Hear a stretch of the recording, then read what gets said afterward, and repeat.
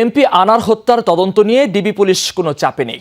রিমান্ডে আসামি মিন্টুর কাছ থেকে যাবতীয় তথ্য পাওয়া গেছে বলে রিমান্ড শেষ হবার আগেই তাকে আদালতের মাধ্যমে কারাগারে পাঠানো হয়েছে। তবে গ্যাসবাবুকে আবারও রিমান্ডে আনতে আদালতের কাছে চিঠি দেওয়া হয়েছে। দুপুরে ডিএমপির অতিরিক্ত কমিশনার হারুনুর রশিদ সংবাদ সম্মেলনে এসব কথা বলেন। এমপি আনারের মেয়ে ডরিন ডিএনএ পরীক্ষার জন্য শিগগিরই কলকাতা যাবেন বলেও জানান তিনি। ওয়ালটন ফ্রিজ কিনে অনেকের মতো আপনিও হয়ে যেতে পারেন মিলেনিয়াল। সেরা পণ্যের সেরা অফার।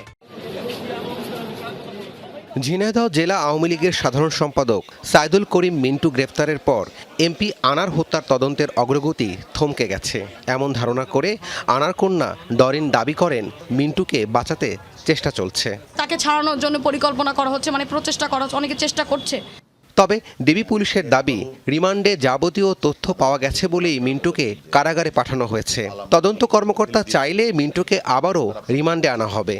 কোনো প্রেশার নেই, আমাদের প্রতি নির্দেশ হচ্ছে মামলাটার জন্য নিরপেক্ষভাবে তদন্ত করা হয় এবং আমি মনে করি আমরা নিরপেক্ষভাবে আমাদের ডিবির চৌকস টিম তদন্তকারী কর্মকর্তা রাত দিন 24 ঘন্টা পরিশ্রম করছে, আরও যে আসামি আছে তাদের গ্রেপ্তারের চেষ্টা করছে।